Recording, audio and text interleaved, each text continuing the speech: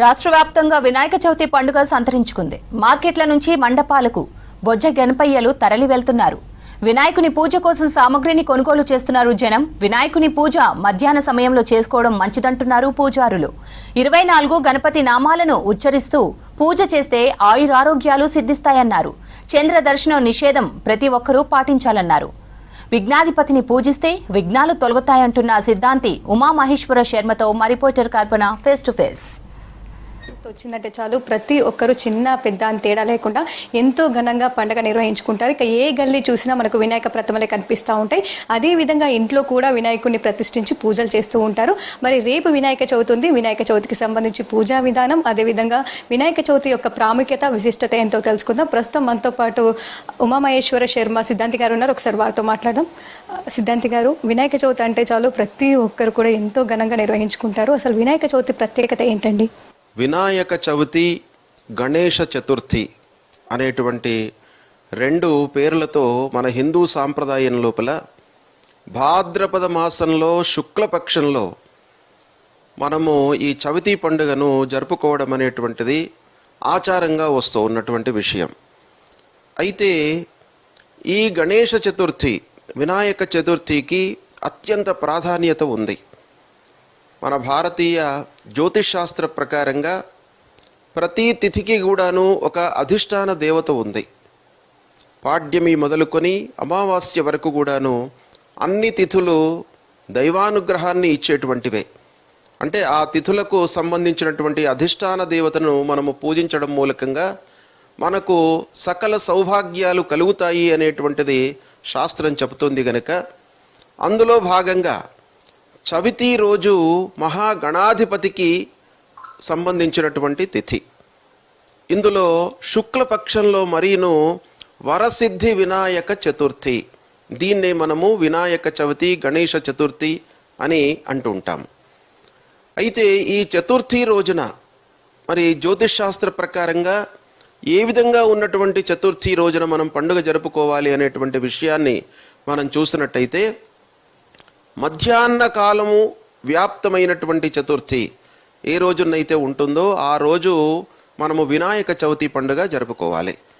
అది ఈ సంవత్సరము 27వ తారీఖు బుధవారము చవితి రోజున మధ్యాహ్నానికి ఉంటుంది. కాబట్టి మధ్యాహ్న సమయంలో మనము పూజ జరుపుకోవడము చాలా శ్రేష్టమైనటువంటిది.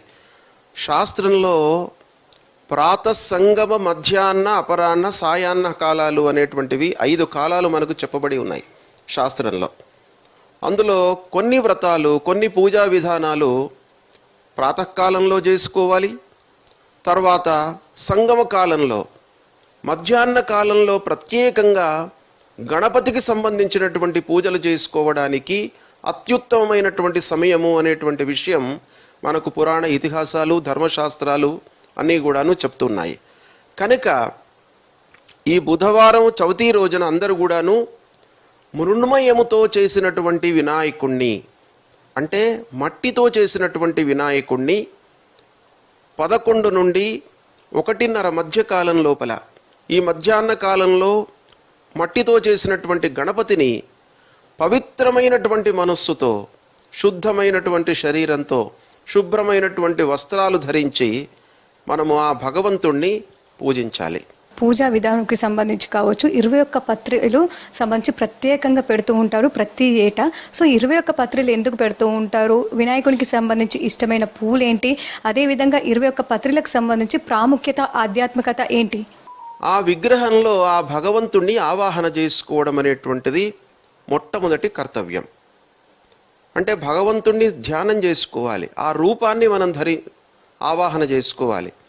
అంటే ఆ గణపతి యొక్క అవతారాన్ని, రూపాన్ని మనం ధ్యానం చేసుకున్న తర్వాత ఆ విగ్రహంలోకి ఆ భగవంతుణ్ణి ఆవాహన చేసి తర్వాత షోడశోపచార పూజా విధానం ఉంటుంది. అందులో భాగంగా ప్రత్యేకంగా ఈ గణపతికి సంబంధించినటువంటి 21 పత్రాలు, దూర్వాలు, అంటే ఈ దూర్వాంకుర పూజ అనేటువంటిది గణపతికి చాలా ప్రశస్త్యమైనటువంటిది అనే విషయం మనకు శాస్త్రం చెప్తోంది. మరి ఇంత ప్రాశస్త్యం ఏంటయ్యా అని మనం ఆలోచించినట్టయితే, దూర్వాంకురాలతో మనం పూజ చేయడం మూలకంగా ఐశ్వర్యం వస్తుంది. అంటే 8 విధములైనటువంటి ఐశ్వర్యములు ఈ దూర్వాంకుర పూజతో మనకు కలుగుతాయి. 21 చతుర్వింశతి పత్ర పూజ, 21 దూర్వాంకుర పూజ. పత్రాలు చతుర్వింశతి అంటే 24 పత్రాలతో పూజ చేయడము, 21 అంకురాలతో దూర్వాంకురాలతో పూజ చేయడము. ఈ దూర్వాలకు ఉన్నటువంటి ప్రాశస్త్యం ఏంటంటే అవి ఎప్పుడు కూడాను పవిత్రంగా ఉంటాయి. తర్వాత దూర్వాంకుర పూజతో ఐశ్వర్యం లభిస్తుంది, అష్టైశ్వర్యాలు మనకు కలుగుతాయి.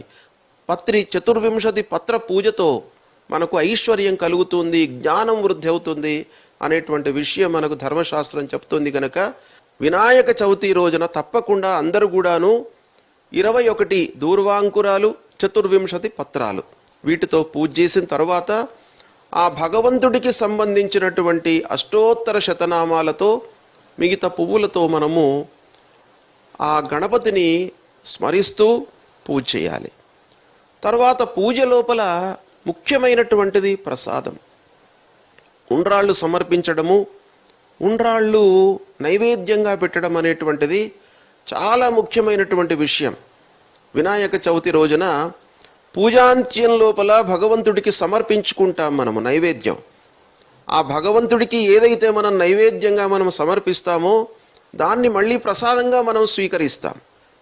కాబట్టి ఇలాంటి ఆ ఉండ్రాళ్లతో చేసినటువంటి పాయసాన్ని ఆ వినాయకుడికి సమర్పించి మళ్ళీ మనం ప్రసాదంగా స్వీకరించినట్టయితే ఆయురారోగ్యాలన్నీ కూడాను కలుగుతాయి, మనకు జ్ఞానం వృద్ధి అవుతుంది, ధనధాన్య సమృద్ధి అవుతుంది అనేటువంటిది శాస్త్రాలు చెప్తూ ఉన్నాయి. విలేజ్లో చూసుకున్నట్టయితే ఊర్లలో మనకు మీరు ఏవైతే చెప్పారో ఆ పత్రాలు అవన్నీ కూడా దొరుకుతూ ఉంటాయి. నగరంలో వచ్చేసరికి కూడా ప్రస్తుతం ఆ పత్రాలన్నీ దొరుకుతూ ఉన్నాయా? సో ఎలా ఉంది ఇక్కడ మన హైదరాబాద్కి సంబంధించి? గణపతికి సంబంధించినటువంటి అన్నీ కూడాను మీకు మార్కెట్లో ఈ రోజుల్లో నగరంలోనే అన్నీ దొరుకుతున్నాయి, గ్రామీణ ప్రాంతం కంటే కూడాను. అందరూ భక్తితో, కొంత భక్తి మనకు మనస్సులో ఉన్నట్టయితే తప్పకుండా మనకు అన్నీ కూడాను దొరుకుతాయి. కాబట్టి ఇవన్నీ కూడాను సమకూర్చుకోండి, నిర్మలమైనటువంటి మనస్సుతో పూజించండి, ఆ భగవంతుడి యొక్క అనుగ్రహం మీకు కలుగుతుంది. వివిధ రకాల రూపాలు, విభిన్న రకాల రూపాలలో మనకు వినాయకుడు దర్శనమిస్తూ ఉన్నాడు. మార్కెట్లో కూడా అదే విధంగా తీసుకుంటున్నారు పబ్లిక్. అసలు వినాయకుడి రూపాలు ఏ విధంగా ఉంటుంది, రూపము ఏ రూపంలో ఉంటే ఏ విధంగా పూజించవచ్చు? వినాయకుడిని రూపాన్ని మనము ఒక్కసారి తలించినట్టయితే 3 ప్రధానమైనటువంటి శ్లోకాలు మనకు ప్రాచుర్యంలో ఉన్నాయి. వక్రతుండ మహాకాయ సూర్యకోటి సమప్రభ నిర్విఘ్నం కురు మే దేవ సర్వకార్యేషు సర్వదా అని. ఓ దేవా, వక్రతుండ మహాకాయ, పెద్ద శరీరము కలిగి వక్రముతో ఉన్నటువంటి ఆ ఏనుగు తల, తర్వాత వక్రతుండముతో ఉన్నటువంటి కోటి సూర్యులకు సమానమైనటువంటి కాంతిని కలిగినటువంటి ఓ దేవదేవ గణేశ, నేను ప్రారంభించినటువంటి కార్యక్రమాల లోపల విఘ్నాలు రాకుండా మమ్మల్ని కాపాడండి అని ప్రతినిత్యం కూడాను ఆ విఘ్నేశ్వరుణ్ణి మనం ధ్యానిస్తాం. అంటే ఈ ధ్యాన శ్లోకం మనకి ఏం చెబుతుంది అనంటే ఆ భగవంతుడి యొక్క ఆకారం ఎలా ఉంది? వక్రతుండం అంటే ఏనుగు యొక్క తలను ధరించి ఉంది. ఏనుగు దేనికి సంకేతం అనేటువంటి విషయాన్ని చూసినట్టయితే ఏనుగు యొక్క తల పెద్దది. ధ్యానము, తపస్సు వీటికి సంబంధించినటువంటి విషయాలను ఆ తల మూలకంగా మనకు ఆ భగవంతుడు తెలియజేస్తున్నాడు.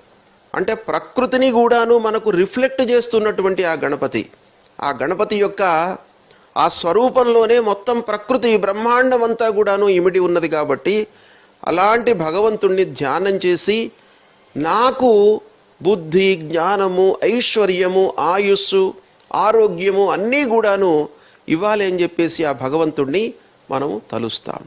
వినాయక చవితి రోజు చాలా వరకు చంద్రుణ్ణి చూడొద్దని చెప్తూ ఉంటారు. అసలు ఎందుకు చూడొద్దంటారు? చూస్తే ఏమవుతుంది? వినాయక చవితి రోజున రాత్రి 9:03 హైదరాబాద్ సమయం ప్రకారంగా చంద్రోదయం ఉంది. అంటే అంతవరకు మనము చంద్రుణ్ణి చూడకూడదు. చంద్ర దర్శన నిషేధాన్ని తప్పకుండా పాటించాలి. 9:03 వరకు చంద్రుడు కనబడుతూ ఉంటాడు గనక ఆ సమయం వరకు చంద్రుణ్ణి చూడకుండా దాని తర్వాత మళ్ళీ చంద్రుడిని చూసినట్టయితే మనకు నీలాప నిందలు లేకుండా ఉంటాయి. ఆ గణపతి యొక్క అనుగ్రహంతో మీరు ప్రారంభించినటువంటి కార్యక్రమాలు అన్నీ కూడాను నిర్విఘ్నంగా పూర్తి అవుతాయి. కనుక తప్పకుండా ఈ గణపతిని ఈ చవితి రోజున, వినాయక చవితి రోజున భక్తి శ్రద్ధలతో మీరు పూజించండి.